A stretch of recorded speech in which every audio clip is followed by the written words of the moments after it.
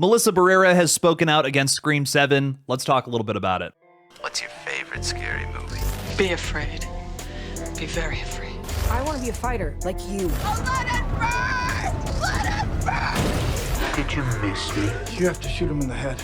They always come back. The boat can leave now. Tell the crew. Well, sometimes that is better. Good luck.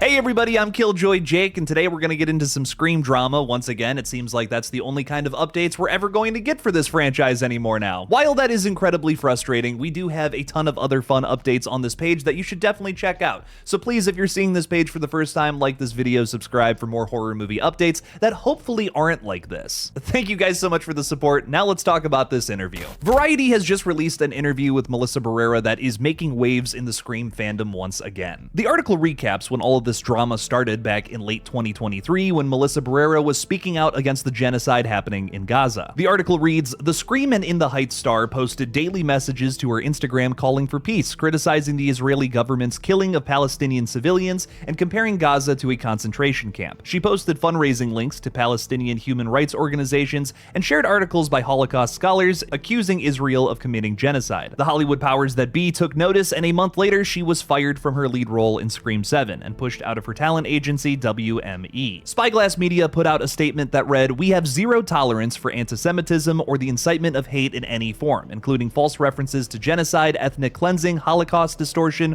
or anything that flagrantly crosses the line into hate speech." Melissa Barrera responded to those accusations at the time, saying, "I believe a group of people are not their leadership and that no governing body should be above criticism. I pray day and night for no more deaths, for no more violence, and for peaceful coexistence. I will continue to speak out for those that need it most and continue to advocate for peace and safety for human rights and freedom. Silence is not an option for me." Now that we're caught up to speed on the history of all of this drama, in case you didn't know, I do want to go through some excerpts of this interview because it's a lot of back and forth stuff here. The interviewer talks a little bit about the last time they spoke, which was January of 2024, and how she was basically in the thick of being fired from Scream 7. The interviewer specifically says, "And it was wildly misreported what you'd posted. To this day, nearly every article about your firing states that you'd shared a Jewish current story on social media alleging the Israeli government was distorting the Holocaust to boost the Israeli arms industry, labeling it anti-Semitic. But in that story, written by Israeli Holocaust scholar Roz Siegel, he writes, 'I have written about settler colonialism and Jewish supremacy in Israel, the distortion of the Holocaust to boost the Israeli arms industry, etc.' He was listing previous stories he'd written, not discussing the current situation.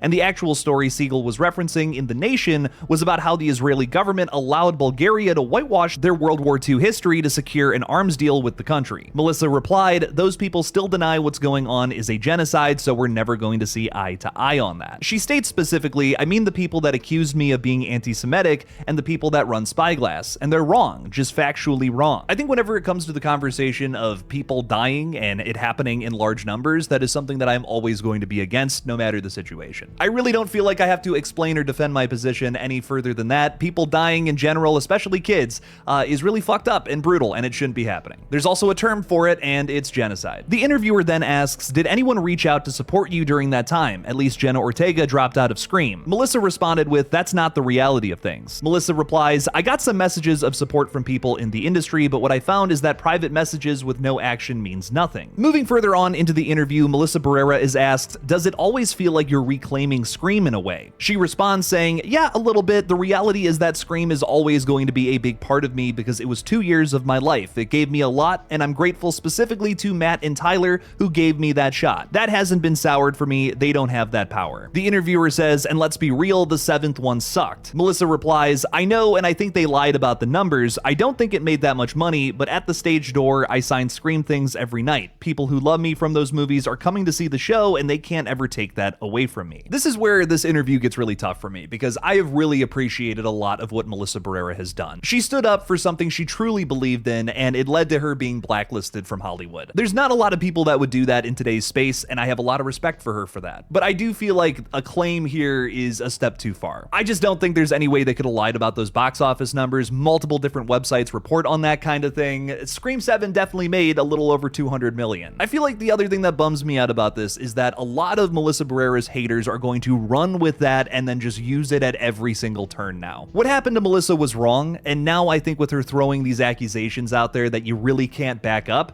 it's just not making her case look any better. And it's unfair is what it is. It bums me out that she's put herself in a position like this, but at the same time, it doesn't make what happened in 2023 right. The interviewer then says, "You were fired from Scream 7, Jenna Ortega didn't return, the director dropped out. But then Spyglass brought back cast members from the prior Scream films. Did that seem scabby to you? Did it feel like those people were basically crossing the picket line?" She says, "Oh, 100%, I think they all are, and they have to live with that. The only way they were able to make that movie after what happened was to nostalgia bait as much as possible." This is a tough part of this interview for me, and something that I feel like isn't necessarily my place to talk about. I am a very pasty white man, so I have absolutely no knowledge on what it is like to be a woman of color in the industry. What I will say though, and then I promise I will shut the fuck up, is I do think it is really cool to see someone like Jasmine Savoy Brown in Scream 7, a woman of color who is also part of the LGBTQ+ community, representing both sides of that in that space. That's something that doesn't always get a lot of representation in horror, and when that happens, I just feel like that is always an objectively good thing. Overall though, I think that this is a comment that I really shouldn't even be talking about in the first place, so let's move on to something else. I do agree with the back half of this statement though. Scream 7 did everything it possibly could to nostalgia bait to get people in the theater. I have never in my almost 7 years of doing all of this, covering movies, have I ever seen so much marketing for a singular film in the 2 months leading up to its release. There was an ungodly amount of marketing regarding Scream 7 that showed off so much damn footage, especially of legacy characters, as well as little teases at Stu Macher. Again, if you're unfamiliar, Stu Macher is a character that died back in the original Scream film, but is a very popular character, a character that a lot of fans want to see return in some way to the franchise, specifically alive. The first trailer featured his house burning down from the original film, which made it seem like whoever this new Ghostface was had some sort of connection to Stu. On top of that, at the end of that trailer, you could briefly hear Matthew Lillard's voice saying this is gonna be fun. That's a reference to one of his lines from the original film. And that's just scratching the surface. The entire Scream 7 marketing campaign was hell-bent on teasing to us that Stu Macher was maybe alive and going to be the killer again in this film. In my humble opinion, I feel like Scream 7 was trying to make you think that they were bringing this fan theory to life, and then right at the end did a little rug pull and said, "Nope,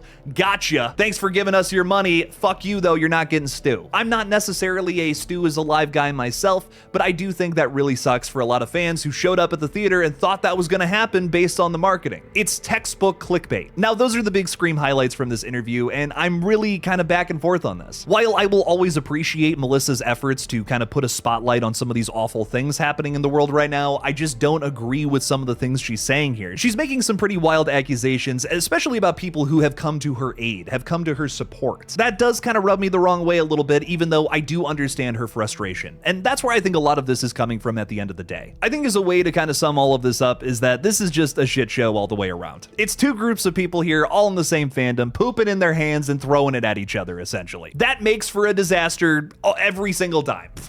I think I'm just officially at the point where I'm leaning away from the Scream franchise, and I almost don't even want to be associated with it, because now it just feels like every single big update regarding this franchise is some sort of drama revolving around this situation. You know, I fell in love with Scream back in 2011 when I saw the fourth film for the first time. And the biggest thing I loved about it as a young man who was getting into horror flicks was that it was all about kind of criticizing the state of the genre, talking a little bit about it, throwing some subtle jabs here and there, respectfully, of course. With this latest entry, Scream has lost a lot, but one of the biggest things, and maybe one of the most important, is decorum. Like, you have that line in Scream 7 where Gail talks about how she wasn't fired, her contract just expired. Shut up. Like, are we gonna do that now in Scream 8 where we're gonna reference this interview somehow? That's what Scream 7 tells me the future of this franchise is going to become. It's such a bummer to me that in this renaissance of horror, we can't have good Scream films that do what the old ones did respectfully. Thank you all so much for watching. Please subscribe, and as always, don't forget to kill it out there, y'all.